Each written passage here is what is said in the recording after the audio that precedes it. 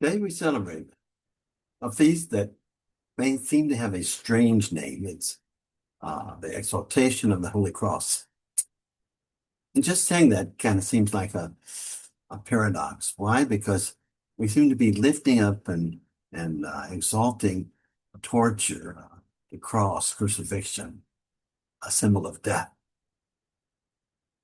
But isn't that the heart of our faith? That's what is meant here. Is means to destroy the very path to a different way, to open up a different path to a different way of seeing suffering and death. It's a path to life itself.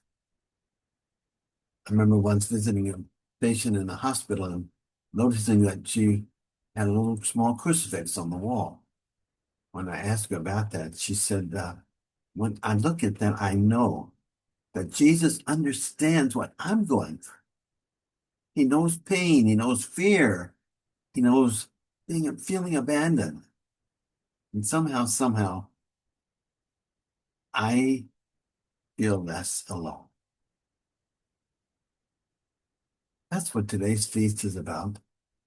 The cross is no longer simply a reminder of Calvary. It's a reminder of how Jesus responded to his suffering, pain, and dying. How did he respond? Non-violent love. The final sentence of today's gospel talks about this kind of love. It says, "For God so loved the world that God sent God's only Son so that everyone who believes in him might not perish, but might have eternal life." For God did not send God's Son into the world to condemn the world, but that the world might be saved through him.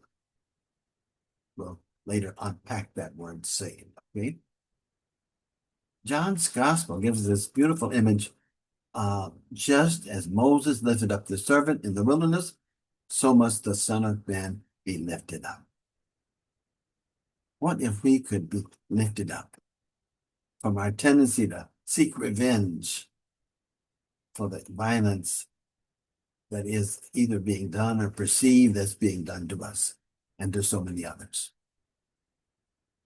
I'm almost 86 years, and you might agree, but I don't think we've ever seen so much violence in so many ways. To the homeless, to prisoners, to immigrants, to people of different faith and culture and background, even violent to those who disagree with us, which we saw so tragically just a few days ago.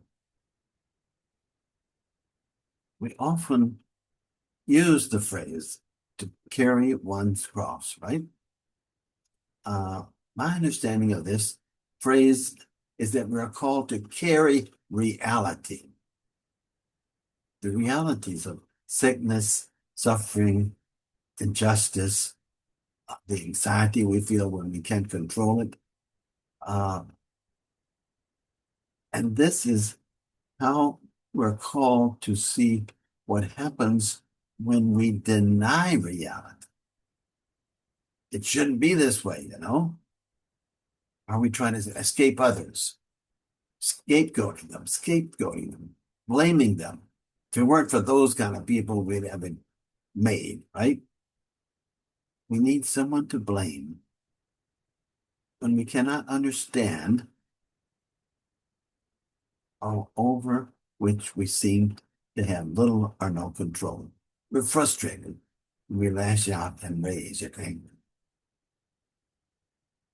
It's human to want to lash out, to desire revenge, to blame. I admit that.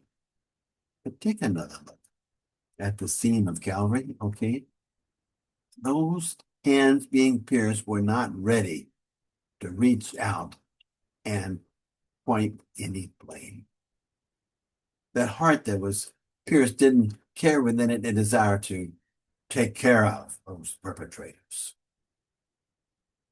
Jesus saved us by being a model of nonviolent, unconditional love.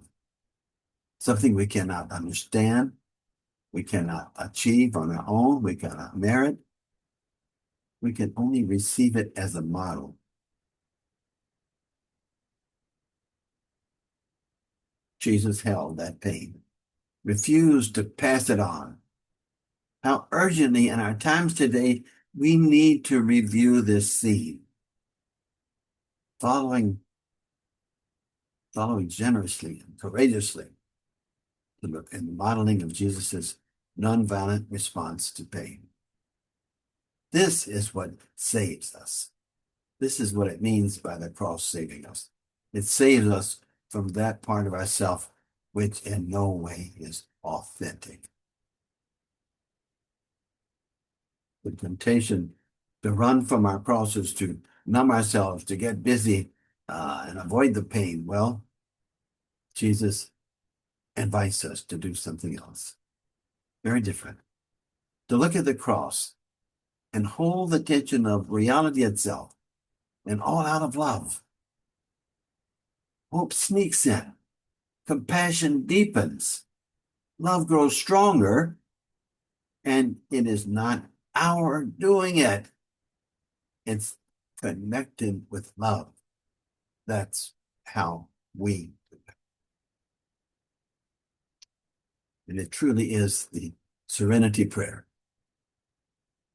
Accept that which you cannot change, change that which you can, nonviolently, and know the difference between the two.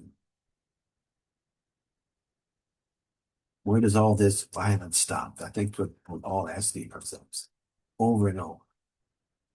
It begins to stop when we gaze on that cross and that unjustly suffering figure and say, I can't do it like you, but only when I am connected with you can I begin to change the violence within me and around me.